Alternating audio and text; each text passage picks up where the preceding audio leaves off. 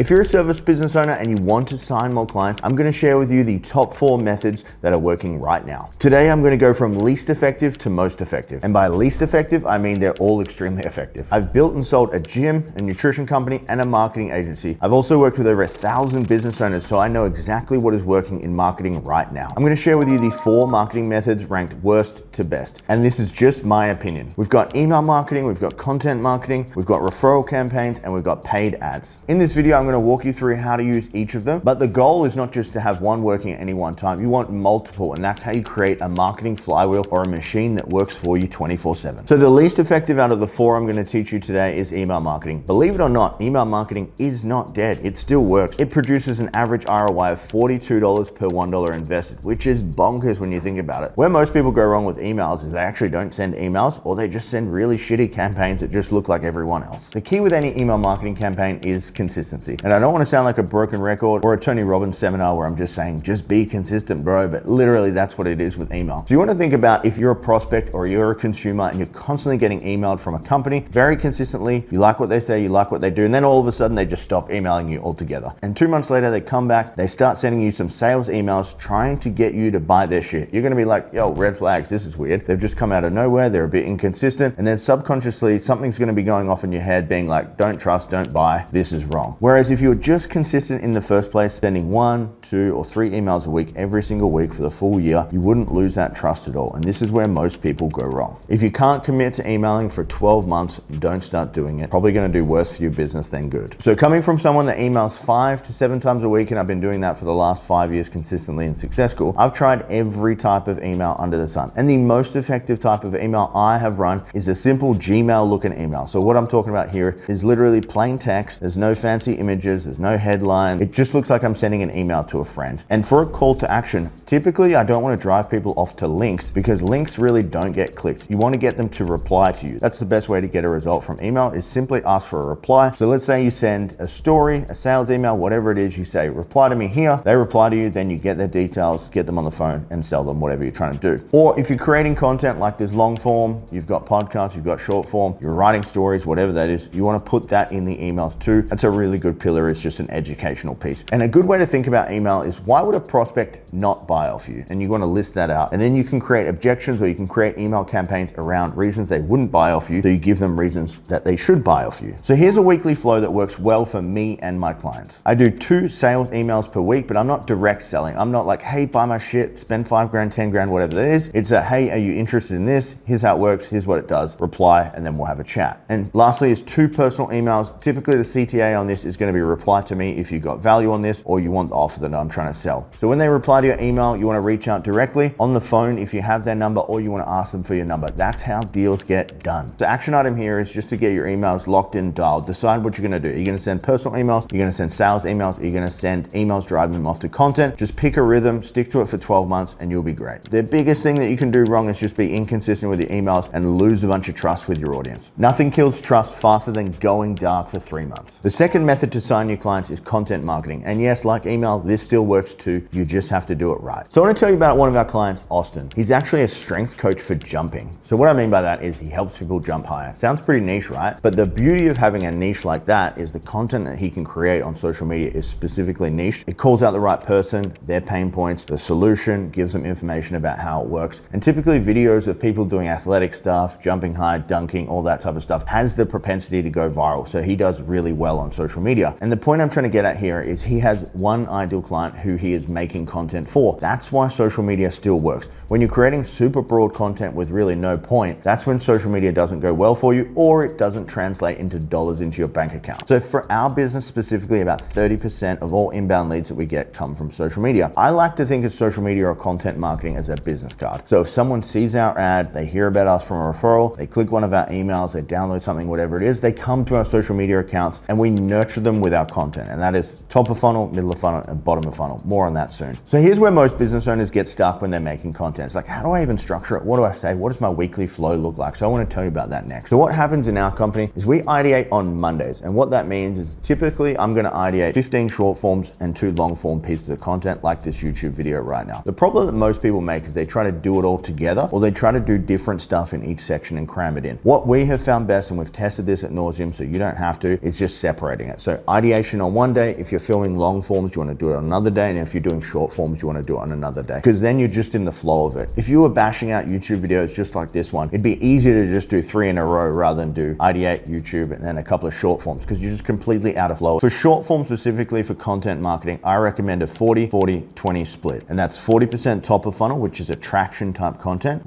40% middle of funnel, which is nurture content, and then 20% bottom of funnel, which is conversion style content. If you go to your social media right now and you do an audit of the type of content you're producing, I'm going to be guessing that you're primarily doing middle and bottom of funnel content, which is probably why your following isn't growing. Typically, top of funnel content is what brings in new eyeballs and new followers. So you need to do that to have a well-balanced content marketing ecosystem. So each stage has its job. Top of funnel is to pull new eyeballs into your content. Middle of funnel is to nurture them on what you do, how you do, and why you do it. And then bottom of funnel is to sell them on the concept of working with you. That's why you want to divide it up 40-40-20, because if you're constantly trying to hard sell people on your social media, they're just going to switch off and they're not going to give a fuck. So my recommendation, if you want to get better at content, ideate on one day, film your longs on one day, and then film your short form content on a day. Once you've done that, send it to an editor. You ain't got time to edit your own videos. It just takes so much time, and it's a non-revenue generating task for a business owner like you. Bit of a pro tip here. This comes up quite a lot in conversations I'm having with people. They say, hey Tim, I'm making great content. Why is it not translating to growth in my business? Because you're in a service business or a coaching business, the money is made in the relationships, and how you develop relationships is with conversations. So you have to be DMing your followers, people that engage with your content, like, comment, whatever it is, and you have to be building a relationship with them. Eventually, when they need help solving the problems that they have, they will reach out to you unless you directly offer it first. So method 3 is a referral program to sign new clients. And I'm not talking about the passive, people just refer people to me and it's great and I grow my business. I'm talking about an active referral program, which I'm going to tell you how to do now. My first business coach, Sean, had a philosophy that if your service or product or coaching ability was so good that people would just naturally refer you, which I completely disagree with. You have to actively go and find clients and give them an incentive to work with you and solve their problems. If referrals were the magic answer to grow your business, why do all these massive companies have massive teams of marketers trying to sign new clients all the time? Some of the biggest companies in the world are actively trying to market and bring people into their service. They don't grow on referrals only. Referrals are a small piece of the pie, but in this section, I'm going to show you a way to maximize referrals in a big way. Because if referrals are done right, it can add 10 to 20% to your top line revenue, which is shitloads. So when I had a gym, we ran something called Bring a Friend Week. And how it worked, we had a prize, maybe a big prize, call it an iPad or a holiday or something like that. And we incentivized people to bring their friends in the gym and train with them at any one time. And what would happen is we would get 20 to 60 people would bring a friend in a single week to the gym. They all went in a raffle to win the main prize, which is kind of cool. Then from there, what would happen is we would call up the 20 to 60 friends that arrived and we would offer them some kind of special or promo. So how you want to think about this is come in for free, experience it, offer them some kind of low ticket, low value promo, and then sell them into the main thing. This worked extremely well. We did this every single month and we got 20 to 60 people that were referred to my gym every single month. This wasn't just passively people referring 20 or 60 people every single month. This was an active promotion that we were doing to spend money to sign new clients. And that's how you want to think about a referral program in your business. So how I want you to think about this, I know I'm the paid ads guy and that's the next strategy I'm going to give you. So I'll give you the source then,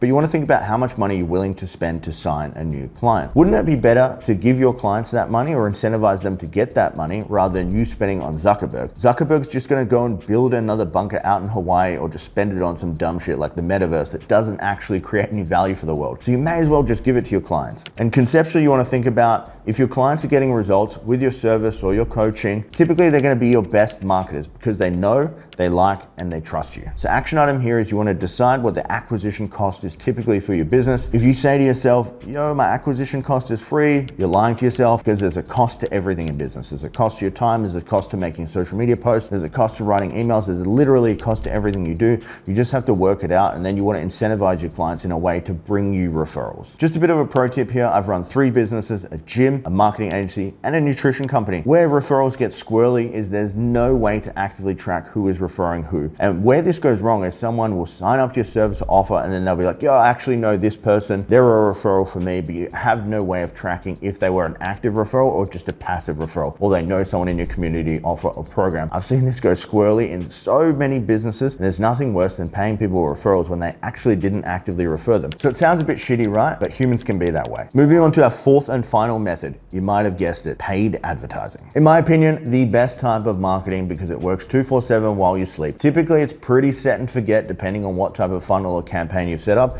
which is great. You're not actively going out there trying to set up referral programs, create content that really no one cares about, or sending emails that nobody opens. This is going to get in front of the right type of people every single time because Meta's algorithm is so advanced. It has a way of finding the exact type of people who you can work with. So as I mentioned previously, I had a gym. It was about 45 minutes north of Perth, and the area was called Wangara, which is basically in the middle of nowhere. I got that gym up to $96,000 in a single month. This is a 200 square meter gym. We did strength and conditioning. What that is powerlifting, weightlifting. But why I'm telling you this is primarily we got our client base predominantly from paid ads. So what we would do, we would run offers, 6-week challenges, 28-day challenges, 14-day challenges, whatever it is. And we would bring people in, sign them up on that, give them an incredible experience, then offer them to become a full-time member with us. Then we would run these referral campaigns, sign more of their friends, and we just did that consistently for a very long time and grew a $96,000 a month gym, 45 minutes from Perth CBD with a catchment area of 60,000 people. Think about how challenging the economics of that are. So the two things that matter most with service businesses and paid ads is the offer that you're running and the follow-up that it requires. So first you want to decide what you're actually promoting with paid ads. Is it an offer? Is it a 2-for-1? Is it a discount? Is it some kind of specific challenge or program targeted at a specific ideal client or demographic? You want to decide the angle. And what you want to think about here is if you're running the same offer over and over to 60,000 people or your local area, you're going to burn out that audience relatively quickly. So you have to be refreshing the offer or the creative regularly, or that audience is going to burn out. Once you've decided what you're actually going to run with your paid ads in a local business, you have to decide on your follow-up system. So you want to maximize speed to lead. So as soon as you get a lead from a lead form or a landing page or whatever it is, you want to zap it to your phone with an SMS, and then you want to call that lead literally immediately. So I used to call people from 5 a.m. to 9 p.m. every single day within 5 minutes of that text message coming to my phone. And you wonder why we hit $96,000 in a single month in our gym. Is because our speed to lead was off the chain. The ads don't mean shit if you don't have your speed to lead dialed in. If that's not you, you can't do that because you've got other commitments. You want to hire someone whose sole role is just speed to lead. I even heard a story about Alex Hormozy talking about this. One of his clients hired someone to make 4 phone calls a day, and their one KPI was speed to lead. They needed to be contacted within 1 minute of them getting the lead.